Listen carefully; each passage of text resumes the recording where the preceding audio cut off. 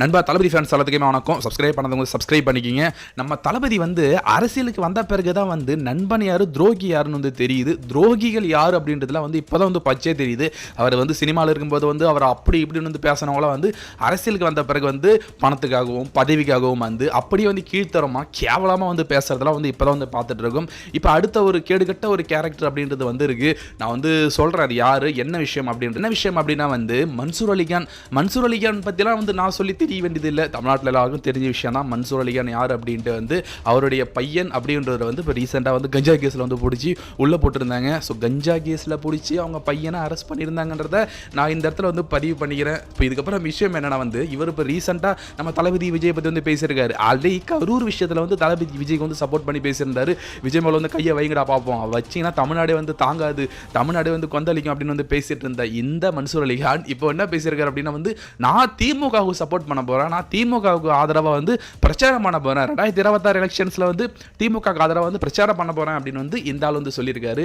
இந்த ஆள் வந்து 2026 வந்து பிரச்சாரம் பண்ண போகிறேன்னு சொல்கிறது வரைக்கும் ஓகே, நீ திமுகவுக்கு பண்ணு, பிஜேபிக்கு பண்ணு, இல்லை உனக்கே நீ பண்ணிக்கோ, அது ஒன்றும் பிரச்சனை கிடையாது. ஆனால் விஜய் பற்றி தேவையில்லாத நிறைய கருத்துக்கள் அப்படின்றத வந்து இந்த ஆள் வந்து சொல்லியிருக்காரு. என்ன சொல்லியிருக்காரு அப்படின்னா வந்து என்னோட போராட்டம் என்னோட பிரச்சாரம் எல்லாம் கால் பதியும் மாதிரி வானத்திலேயே சுத்திட்டெல்லாம் இருக்க முடியாது. அப்படி ஹெலிகாப்டர்ல ஏரோப்ளேன்லயே வந்து போயிட்டே இருந்தனா வந்து எப்படி நடக்கும், எப்படி வந்து சிஎம் ஆவீங்க நீங்க, தரையில வாங்க அப்படின்னு சொல்லிட்டு அவ்வளோ பெரிய ஒரு பப்ளிக் பிளேஸ்ல வந்து பிரஸ்ஸுக்கு முன்னாடி வந்து காலை தூக்கி போட்டு காலை அடிச்சுட்டு இந்த கால் அப்படின்றது வந்து தரையில வந்து நடந்து போகும், மக்களா போகும் அப்படின்னு வந்து பேசிட்டு இருக்காரு.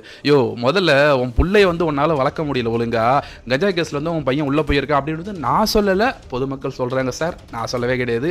பொதுமக்கள் எப்படி சொல்றாங்க, உங்களால வந்து உங்க சொந்த பிள்ளையே வளர்க்க முடியல, கஞ்சா கேஸ்ல வந்து மாற்ற அளவுக்கு உங்க பையன் இருந்துட்டு இருக்காரு, அதை உங்களால தடுக்க முடியல, நீங்க வந்து மக்களுக்கு நல்லது பண்ண போறீங்களா என்ன, வீட்டில் உள்ள பையனே வந்து சரி பண்ண முடியல அப்படின்ட்டு வந்து மக்கள் சொல்லிட்டு இருக்காங்க. நிறைய சோஷியல் மீடியாவில் அப்படி ஒரு கமெண்ட்ஸ் அப்படின்றது வந்து இருந்துட்டு இருக்கு. அது மட்டும் கிடையாது, விஜய் வந்து பிஜேபியோட பி டீம் அப்படின்னு நம்பர் வந்து பேசிட்டு இருக்காரு.